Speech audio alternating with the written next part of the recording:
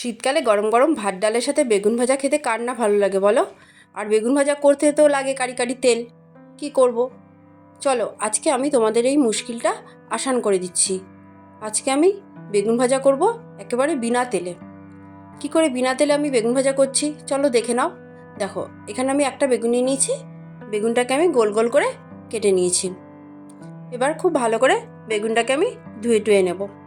এইদিকে একটা পাউডার বানাবো, সেই জন্য আমি 2 চামচ বেসন নিয়ে নিলাম আর নিয়ে নিলাম 2 চামচ কর্নফ্লাওয়ার।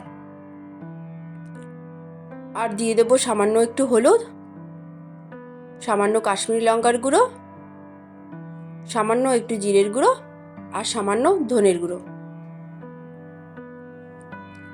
আর দিয়ে দিলাম সামান্য একটু গরম মশলা। আর দিয়ে দিলাম পোস্ত, 1/2 চামচ মতন পোস্ত দিয়েছি আর 1 চামচ সুজি দিয়েছি। তোমরা সুজির বদলে চালের গুঁড়োও দিতে পারো।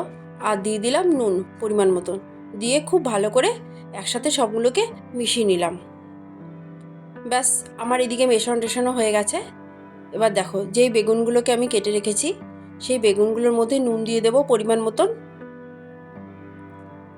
আর দিয়ে দেবো সামান্য একটু হলুদ। আর দিয়ে দেবো কালারের জন্য কাশ্মীরি লঙ্কা গুঁড়ো।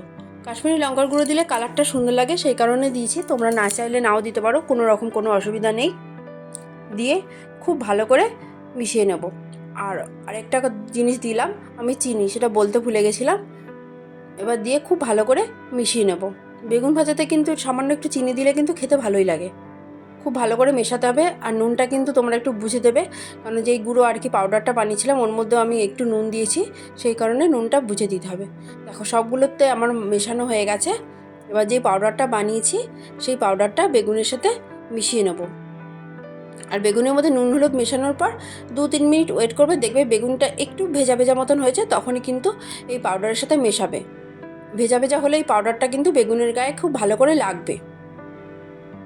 দেখো, সবগুলো বেগুনের মধ্যে আমি এই পাউডারটা খুব ভালো করে মিশিয়ে নেব। মিশিয়ে আমি 2-3 মিনিট মতো রেস্টে রেখে দেবো। দেখো, আমি কিন্তু খুব ভালো করে এটাকে মিশিয়ে নিয়েছি। এইভাবে বেগুন ভাজা তোমরা করে খাবে, তেল এক ফোঁটাও লাগবে না, খেতে কিন্তু খুব ভালোই লাগে। আর তোমাদের যদি ভালো লাগে লাইক করবে, সাবস্ক্রাইব করবে। আর বলছি বারবার করে, বাড়িতে কিন্তু অবশ্যই এইভাবে বানিয়ে খাবে। চলো, এইদিকে দেখো আমি কড়াই নিয়ে নিয়েছি। আমি ননস্টিকের কড়াইয়ে করছি, তোমরা চাইলে এমনি কড়াইও করতে পারো, কোনো অসুবিধা নেই। গ্যাসের আঁচটা বাড়িয়ে দিয়ে কড়াইটাকে কিন্তু খুব ভালো করে গরম করে নেবে, তারপরে বেগুনটা ভাজবে। দেখো, বেগুনটা এখানে আমি পুরো সাজিয়ে দিলাম। তারপরে ঢাকনা দিয়ে ঢেকে রাখবো 3 মিনিট। 3 মিনিট পর ফিরে আসলাম। এবার আমি দেখো ঢাকনা সরিয়ে উল্টে পাল্টে দিচ্ছি। একটা একটা করে সব টুকরোগুলোকে আমি উল্টে পাল্টে দেব। এটা কিন্তু বেগুনটা নরম হওয়া শুরু হয়ে গেছে। এরপর আমি আবার ঢেকে রাখবো 3 মিনিটের জন্য। 3 মিনিট পর আমি আবার ফিরে আসলাম। ঢাকনাটা সরিয়ে দেখো, বেগুনটা কিন্তু খুব সুন্দরভাবে ভাজা হচ্ছে। আর গ্যাসের আঁচটা একেবারে কমিয়ে কিন্তু বেগুনটা ভাজা শুরু করবে। এটা কিন্তু এপিট ওপিট করে নরম হওয়া শুরু হয়ে গেছে বেগুনটা।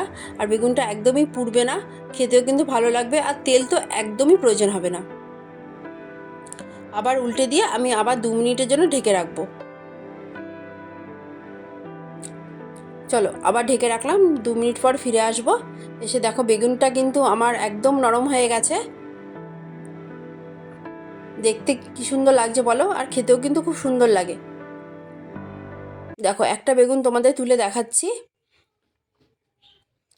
দেখো কত সুন্দর আওয়াজ হচ্ছে খড়খড় করে।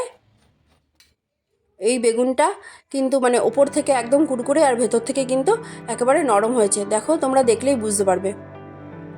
যারা তেল খেতে আর কি পছন্দ করো না, তারা এইভাবে হেলদি বেগুন ভাজা করে খাবে, খেতে কিন্তু খুব ভালো লাগে। বাড়ির বাচ্চা থেকে বড় সবাই গরম গরম ভাত ঢালের সাথে এরকম বেগুন ভাজা এনজয় করো। চলো টাটা, আমার বেগুন ভাজা হয়ে গেল, বাই।